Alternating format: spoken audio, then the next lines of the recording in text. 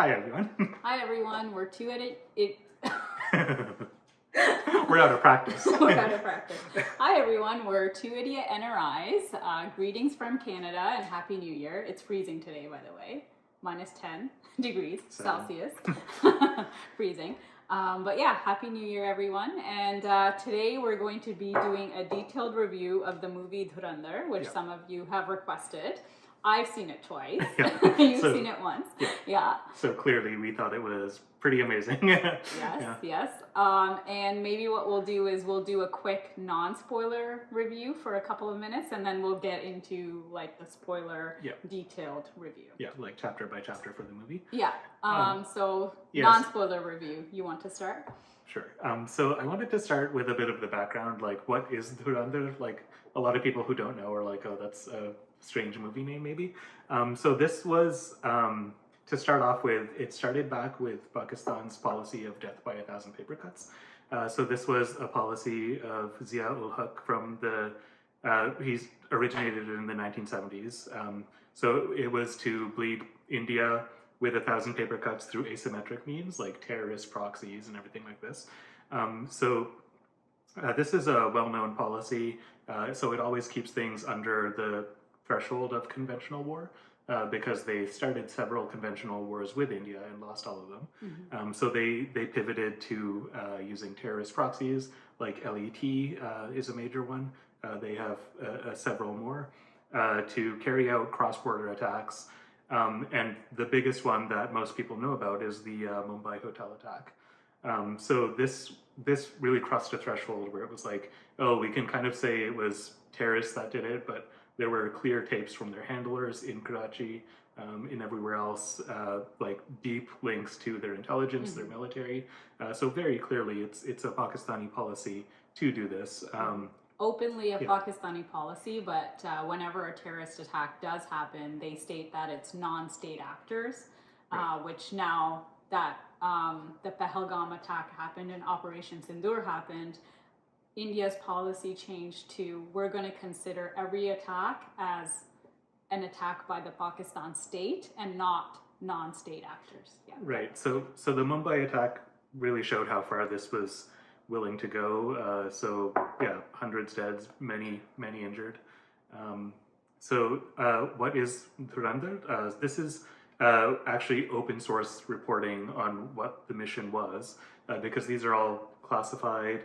But there was some talk of this mission going on quietly for years. And this is a deep undercover program to infiltrate all layers of their terrorist networks, their gang, like underground, just their entire underground, basically.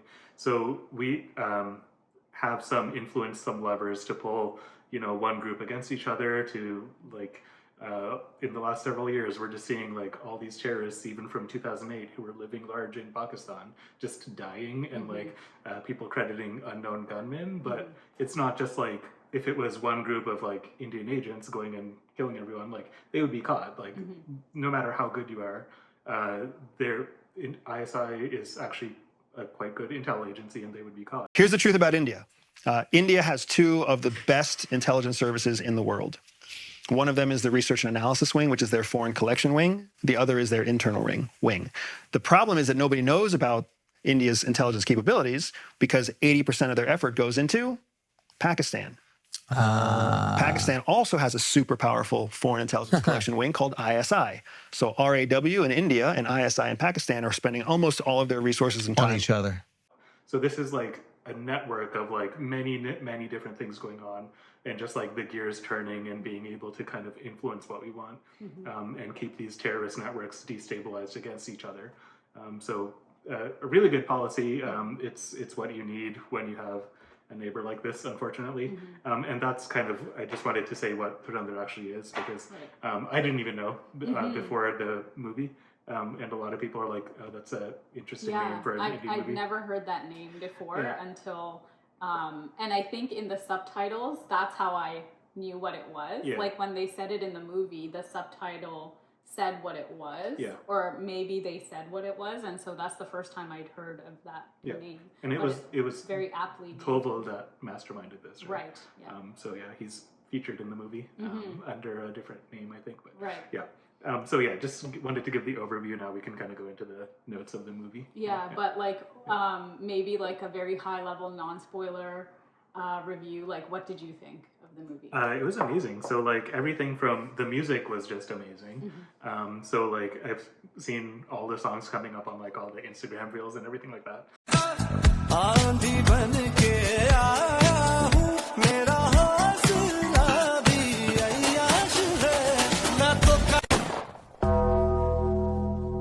So it's very popular soundtrack wise.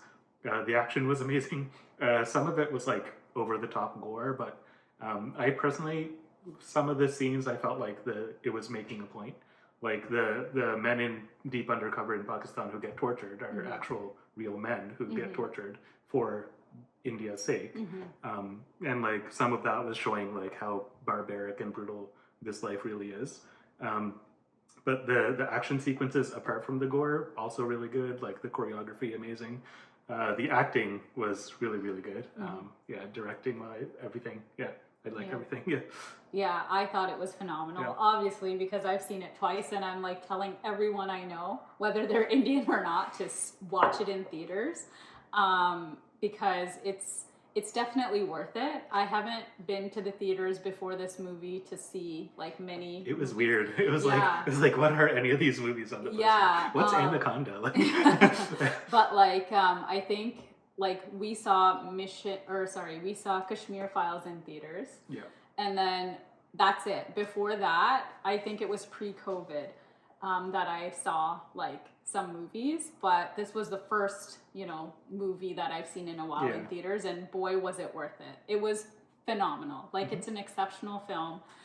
Everything about the movie, as you said, makes it, a masterpiece, because there's like good movies, great movies, and then there's like the things that elevate a movie into like the masterpiece, masterclass sort of level, and this was definitely that. And I think it was everything about the movie, the story, the like the material was very dark and important. The directing, the script, the dialogue, the acting, the music and background score, the action sequences and action choreography was phenomenal, very real and grounded. The camera work and cinematography was just spectacular. Acting was just next level, and we'll get into the details. People are appreciating all of the actors in this movie for what they've done, but specifically Ranveer Singh did a phenomenal job. Akshay Khanna has done amazing. Like I think this is his best performance. Same with Ranveer Singh. I think it's his best performance. Same with Arjun Rampal. Like I think it's his best performance, as well as Sanjay Dutt. Like I think it brought out the best in everyone. It brought out the best in everyone.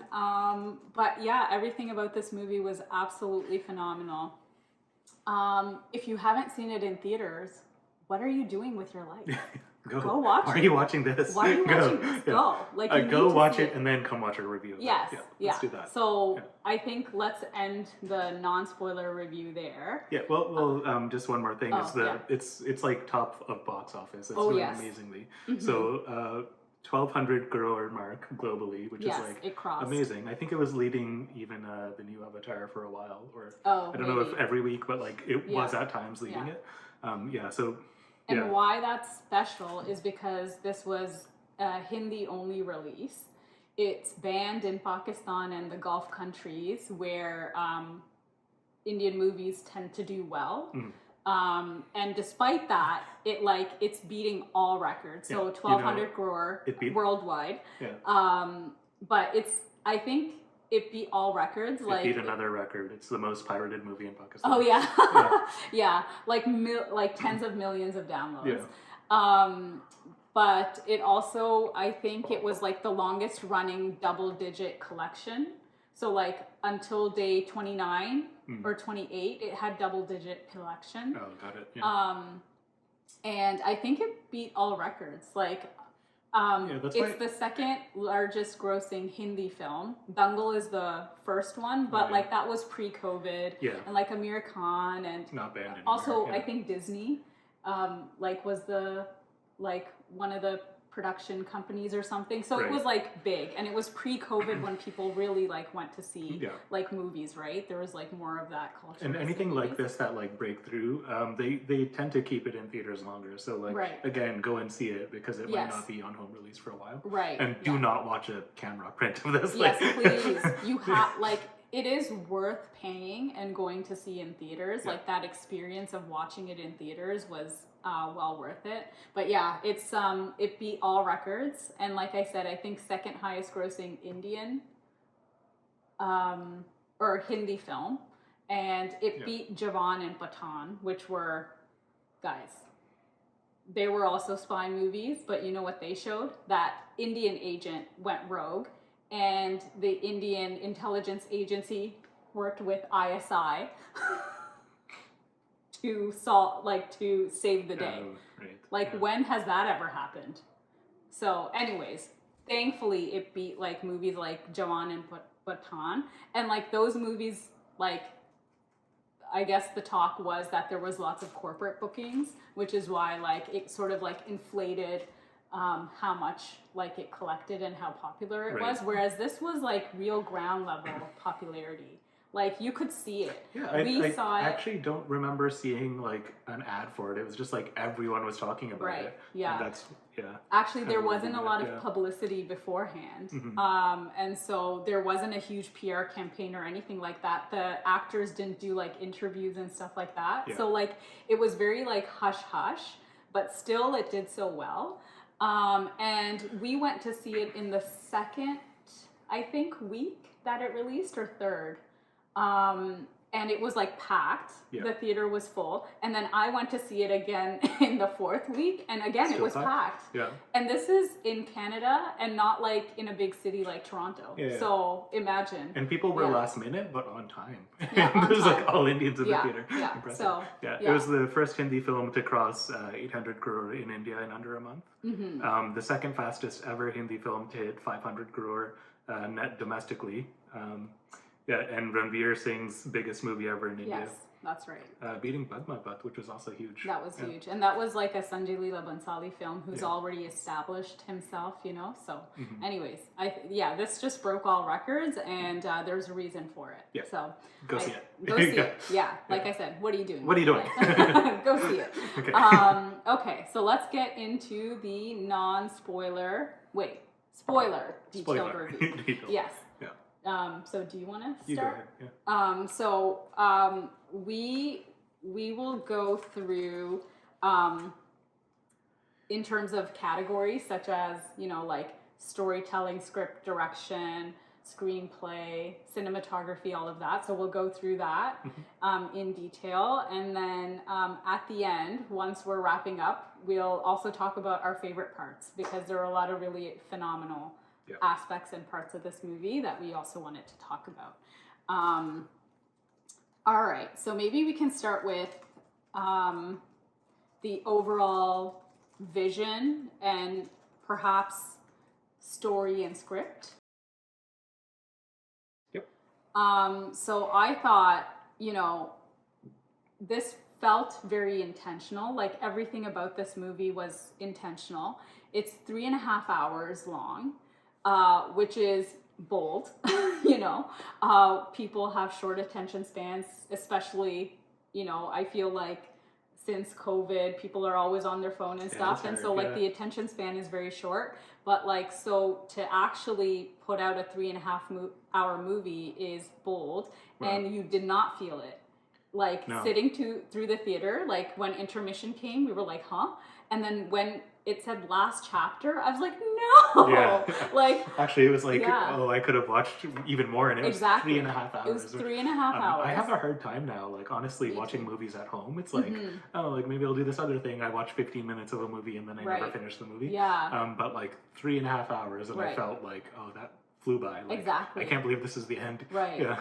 Like whenever I watch movies and shows at home, I always feel like I'm also doing something Yeah. else, right? But yeah, this like kept you captivated the entire time. Like every minute was well used.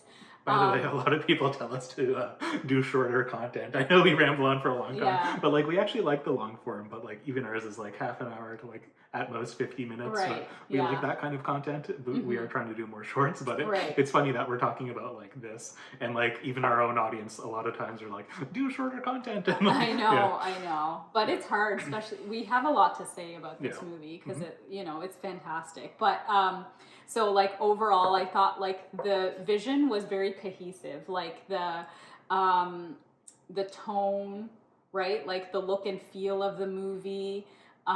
It was all very cohesive. Where did they film again? It was the set was. Yeah, so the set was actually they took, and again, that's like maybe when we get to like set design and stuff, we can talk about it a bit Sure. more. But like I think most of it, like the Liari part in Pakistan, where it was supposed to take place, that was filmed in Thailand. Yeah. So they that's actually right. built the set. So it wasn't even in India. But Yeah. Yeah, they made it look just like Pakistan. Like the atmosphere and everything. Too. Right. Yeah. And this movie was directed and the story was by Aditya Dhar, and he's done some phenomenal work previously. So he's done Article 370, Uri, and Baramulla.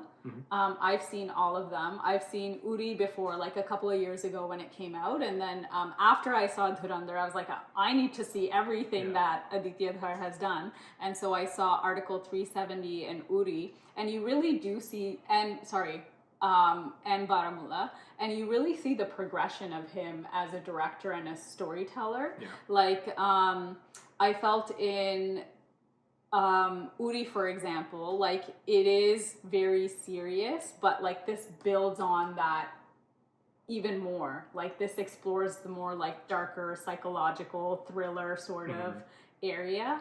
And you can see his progression as like a filmmaker, like this one, Uri was fantastic as well, but this that was just a really like, good movie it's too. just If you haven't seen Uri, also masterclass. go and see that. I'll also go and see that. About the surgical strike. I also felt like this film overall, it wasn't about like making the audience feel like any comfort, or like any redemption arcs or anything like that, or anything in the movie that kind of makes you feel like, oh, okay, Right, it's like in your face, honest, raw, and real. Right. And it doesn't insult the intelligence of the audience. Like I feel a lot of movies these days, Hollywood and Bollywood, there's sort of like a malaise where like I don't enjoy like a lot of Bollywood or Hollywood movies these days. Like they spoon feed a lot of things. Yeah. And it's like so, like it doesn't They don't rely on believe the in the audience. intelligence, It's like, of the audience. And this was not like that at all.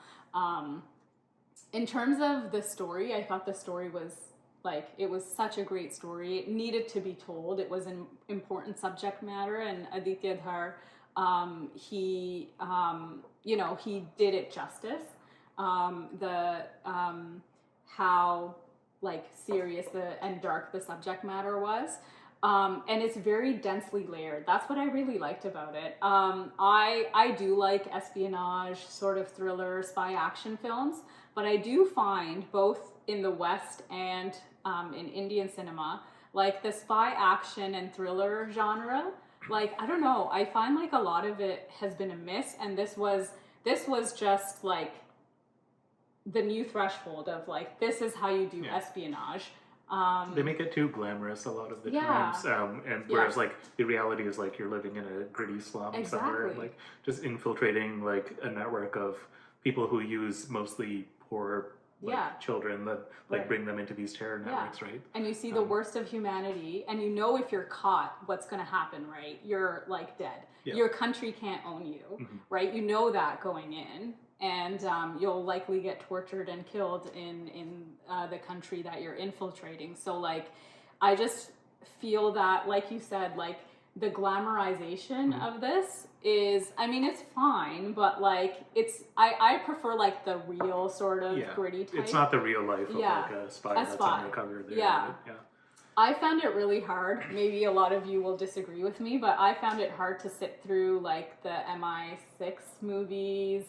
Is it the MI6? Oh no, the Mission Impossible movies with Tom Cruise. Yeah, I didn't even watch the last like two parts. Like I just kind of just fell off. Because like it's good action, but if you don't have a good story, then then it's just action. Then you're just seeing like action, and it doesn't like mean anything. It's not cohesive. So I haven't enjoyed the Mission Impossible movies. The Jason Bourne movies I thought were kind of boring. Like I slept through those. I tried watching it multiple times.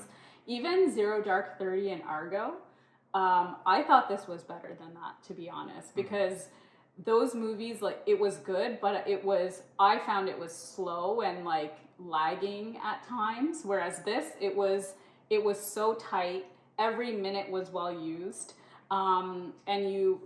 It was just like the 3.5 hours weren't all action, but it was like so much build. Like every minute, every scene was just like build, and we'll get to the last chapter in a while. But like just the climax of it all was like amazing. Right. Yeah. How about you? Like, what did you think about like the direction was phenomenal, like very intentional, very restrained. Like I said, I don't think like if I went through it again, like, and I saw it twice, but like, I don't think there's anything you could cut. Like this was, even though it was 3.5 hours. Yeah, I'd be curious for like a director's cut of this, because like like before all the cuts to make it something you can put in a theater, I bet it was like 6 hours or something. Oh, maybe. So like this, like if we felt like it was short after 3.5 hours, I wonder if there's going to be like a director's cut that's like 6 hours. So like, yeah. But like overall, very like bold, grounded, real, gritty, intentional. Every minute was well used. Yeah. I only thought, and maybe we can get to it later when we talk about the music and songs, that maybe they could have shaved 30 seconds of like the entire 3.5 movie, which is like Hamza and Yelena's wedding, the dance, Shararat. Like I felt that was a little itemy. Oh yeah. And so they could have maybe. Yeah, that was it though. Yeah, but like it wasn't very long at all. And so maybe they could cut a few seconds of that, but that's it. Yeah. Every minute counted. Other than that, the other songs were like hardcore aura farming. Yeah, which they can't cut the aura farming. Yeah. And perfect treatment of such a dark, important subject, right? And a homage to all those that serve the country, and we don't even know their names. No. You know, they serve the country, and they know that if they get caught, it's like the worst case scenario. There's a lot of people that are in prison and being tortured for this, right? Yeah, and you're away from your family, you're away from your country. You'll never get an honorable mention, really. Like your name will never come out because it can't. And so, it treated that so well. And that's why I feel like other Indian spy movies that are like, oh, an Indian agent is the one that went rogue. And then the Indian RAW, works with ISI, really, an enemy state, an intelligence agency of the enemy state, and it's always like a hot woman in a bikini like Deepika or like Katrina Kaif. Really, guys? Right, yeah. This is how you pay respect to, and she'll kick the ass of like 17 dudes in a hallway. It's like, this was very different. It's like, even like two guys in an alleyway can beat like one person up.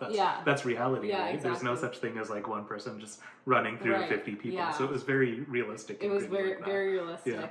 Yeah.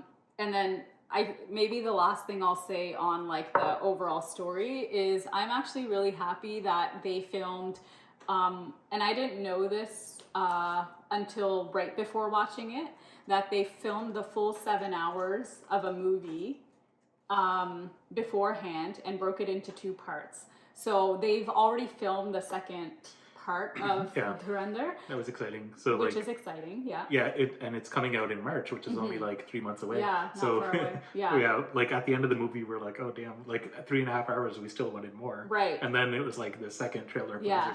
Like, oh, nice. Honestly, at the end of the 3.5 hours, if they had like played it again, I'd just sit for another 3.5 hours and watch it. It was that good. Yeah. Like I'd sit for 9 hours and watch this movie.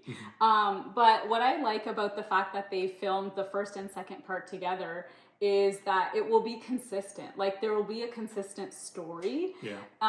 What often happens between like in sequels is like there's just whatever was the magic in the first movie, it loses that in like the sequel, including like season 2s of shows and stuff like that. It's like almost like you don't have like an overarching storyline. You did the first one really well, and then you're like, okay, now we need to make up a second And like one. the worst thing that can happen to a really good series is like it takes too long to get to the second part, and like the network messes with it, and like writers and actors change and stuff. But like this was all done in one, so like it should be very consistent. Right. Like Avatar, when did we see the first one? Was that like 2009 or Years something? and years. And then the second one came out, and then I didn't even know the third one was out while this was out. Exactly. Yeah. And even like shows that we really like Special Ops was a really good show, and it was like an espionage spy thriller as well as Family Man. The first season of both were phenomenal. The second season of Family Man was also really good, but then they ruined it. Like, I don't know if you've seen it, but I've seen it. I'm halfway through season 3. Okay, so, yeah. I've seen season 1.5 and season 2 of Special Ops. They ruined it. Yeah.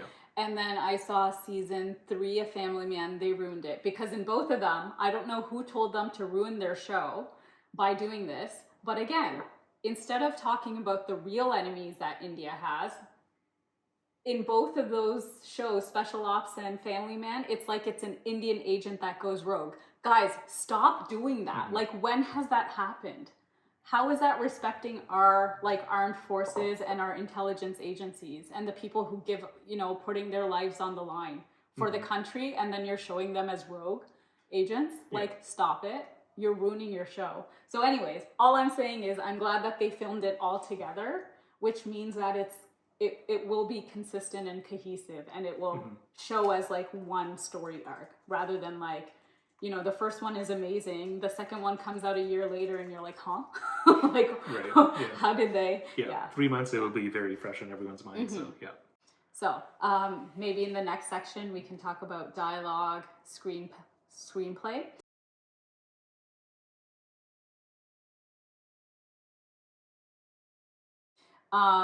In terms of dialogue, I thought it was like really crisp, economical, sharp, and it felt very purposeful. Like, when you think back on the movie, there wasn't a lot of dialogue, and I felt like the silences were like, they carried even more weight than the words, and each word was like necessary, if you know what I mean. Like, when you watch a movie, you want to be transported to a world where if you put those characters in a situation, they would actually act and say the things that they say in the movie. Well, and I felt this was the case. Yeah, no one took you out of it. No one said something that was like, oh, that's not what someone's selling like mangoes on the side of a stall would say, like anything like that. Like, everything was very well placed and like realistic to the situation. Exactly.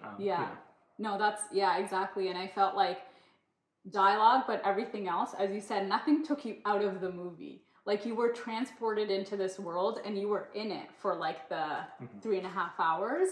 So the dialogues were very realistic.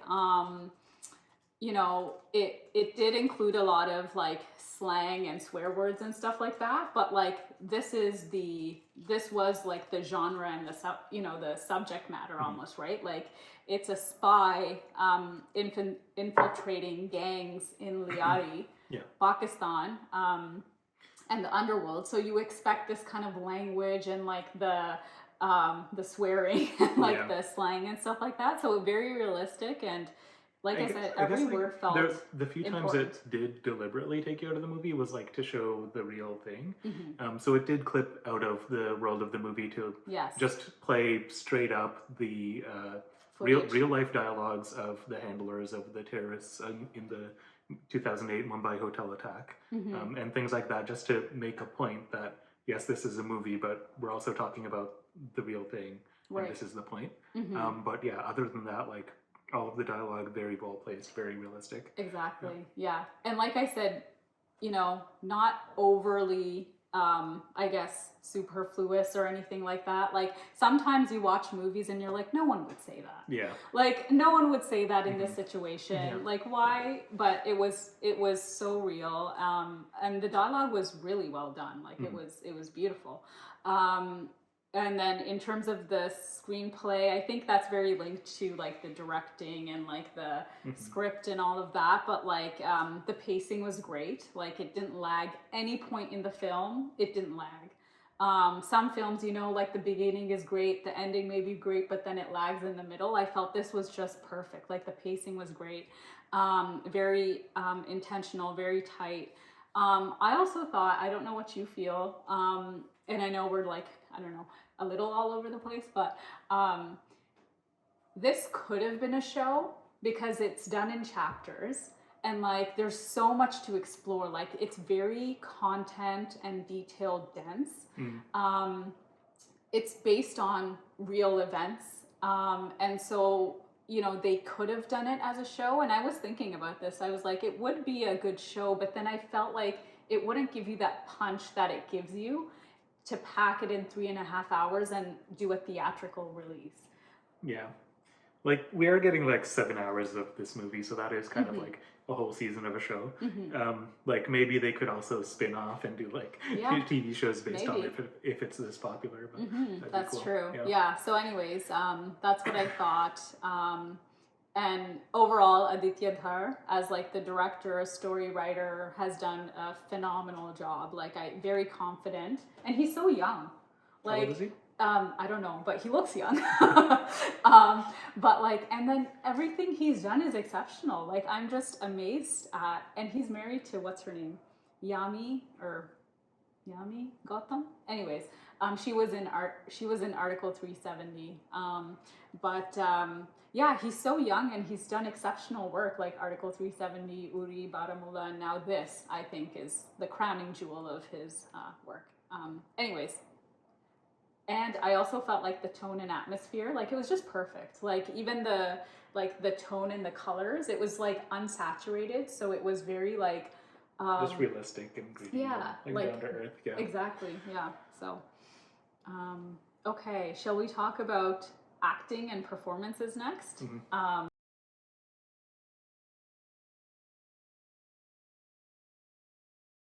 you want me to start, or do you want to start? So acting. Okay, it was amazing. Everyone, I think this was the best performance of everyone in the movie. So Ranveer Singh, and maybe we can go actor by actor, but overall, I just thought everyone did a phenomenal job. Everyone, like... It was just like, so Ranveer Singh, his acting was like, again, like it's like anti-glamorous almost. It's like just like the kind of like flat affect, tired eyes, like you're run down this entire time. You have to live in like a crappy place. Like it's just the whole thing. The theme is kind of like anti-glam almost. It's very down to earth and yeah. And I just felt like all the actors, and it's like a combination of things. It's like it's the skill of the actors and their dialogue delivery and how they carry themselves, but it's also like the script and dialogue, the camera work, and the direction. But all together, I felt like each character, whether it was Ranveer Singh as Hamza, whether it was Sanjay Dutt as S.P. Chaudhary, Akshay Khanna as Rahman Dakat, and then Arjun Rampal as the ISI handler or agent. All of them carried this like weight. And like you don't always get that in movies where like each character or actor like has this gravitas or like weight to them, and their face, like it had, like you could tell they had history and like baggage, right? Like they're real people, and they and all of them in the movie, like the characters they're playing, they're all powerful in their own ways and their own areas, and so they're all like, it showed like they're all heavyweights. They have their own confidence. So like in any other movie, any of them could have like carried the movie like with these performances, but these were all in the same movie. So I feel like they all had the same kind of respect for the subject matter in the movie and the director and everything like that. So it's really good. And then I did think Akshay Khanna was the standout though. Like they were all good, but like as soon as he walked in, this is the spoiler part again. So like to the hospital with the like death of his son, it was like just he didn't say anything for the entire time. He walked slowly down the hallway, and it was just like, oh, like shit. There's so much gravitas there. It was. I thought he was. Just the secret weapon of the movie almost. For sure. Yeah. And you know, like and I'll compare this to, I know you haven't seen it, but you can probably think of movies that you've seen that you felt this, but like Article 370 was a very good movie. It was an important subject, but I felt that, so for example, Amit Shah, India's Home Minister, and Modi, are the PM, are shown in the movie, as well as the person from the PMO that's working to ensure the abrogation of Article 370. And I can't remember her name, the actor's name, but she's the same person that's the wife in Family Man. Anyways, they were all good actors, but I just felt that they didn't carry that like weight or gravitas that you would expect a home minister of like the largest democracy to have, especially like heavyweights like Modi and Shah. Like it just, it didn't translate like that to the film, even though the film was good. But everyone had that weight. I felt like they almost like simmered and like electrified each time any of them came on the screen. It was almost like electric, and like they were sizzling on screen. Ranveer Singh, he's a spy, and like it's funny because like I've always thought he's a phenomenal actor in movies like Lutera, Padmavat, Bajirao Mastani, and Gully Boy. Like he's a good actor, and he can be restrained, and he can bring himself like down to a very like kind of like going under the radar sort of like personality. But like when you see his interviews, like he's kind of crazy, like he's out there, very extrovert, so you almost forget how good of an actor he can be. And then you see this, and like he's a spy, so like he can't be like out there at all, and he isn't. Like he's very under the radar. Does very he do like normal. method acting? Was he in character for the entire set? Yeah, he's a I method thought actor. so, because like it's so different than who he is. Exactly. It would be like really hard to flip between them like as soon as the camera started. Yeah, he's a method actor. He said that in Padmavat, like he's very dark as Khilji.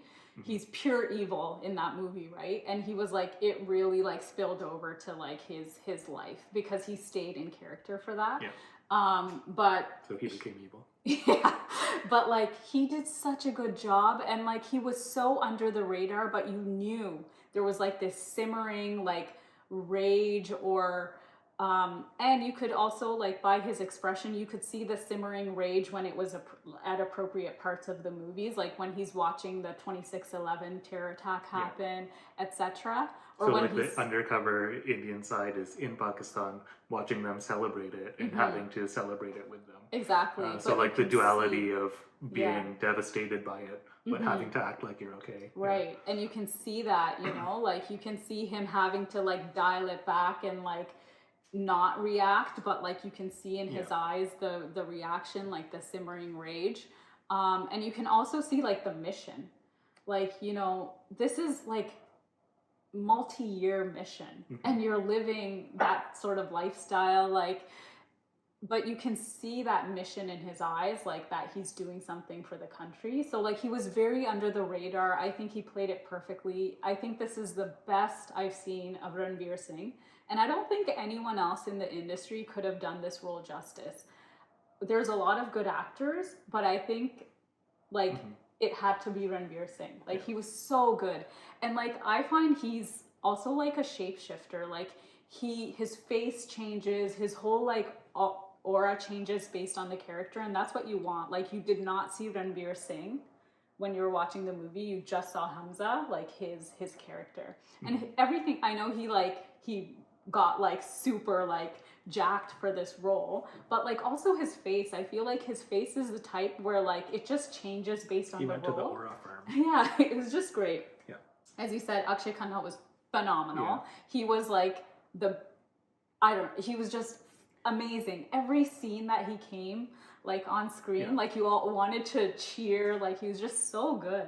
Yeah, what I've been thinking about is like what I really liked is as like the dacoit, like as the mob boss basically. He never explained himself. He just did things.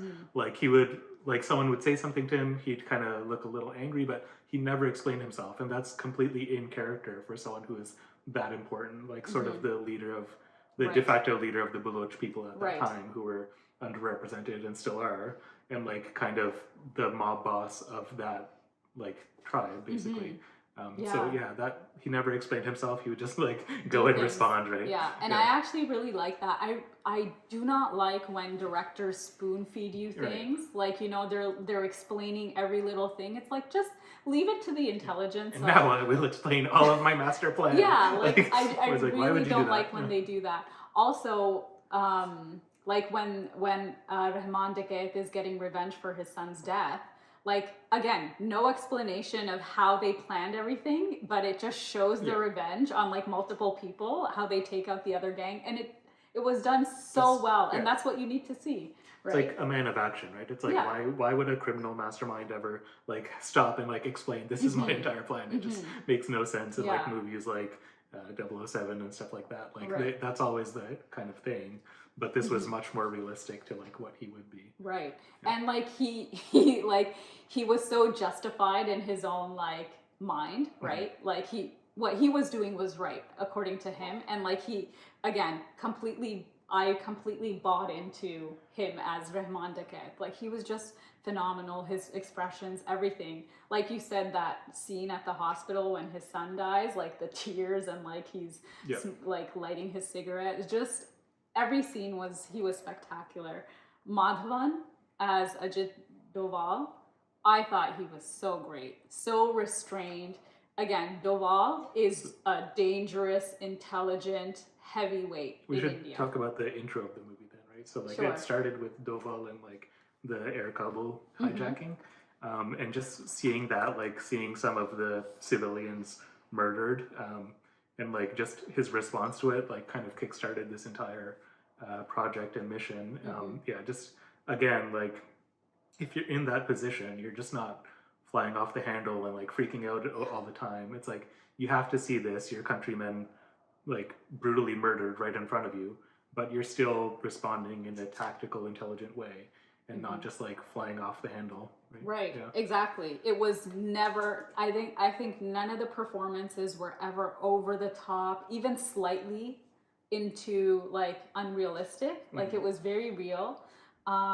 Including Madhavan as Doval. Like, you wouldn't fly off the handle. And like Doval, like he's had a history, right? Like he's been a spy that's lived in Pakistan for like years and years. And then I think in the movie he was director of like the intelligence agency or anyways. And so he is a heavyweight, right? And that showed, like Madhavan did it so much justice. Again, there was a weight and gravitas, not a lot of words, but whenever he spoke, it was hard hitting. Like his silences were even more like almost dangerous or important than like some of the lines that he said. His expressions, it was phenomenal.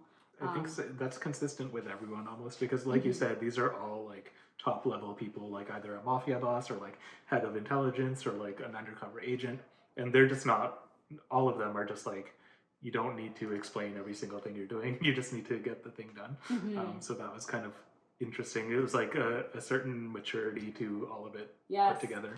That's what it is. Thank God they used people like Arjun Rampal and Sanjay Dutt and Madhavan, Ranveer Singh, and Akshay Khanna. Like they all have like the age and experience shows on their face as well, and it showed on their characters, right? Which is really important. Like, thank God they didn't just like, so the casting was phenomenal as well. Like, thank God they didn't just cast like, I don't know, young people, which you wouldn't believe in the characters.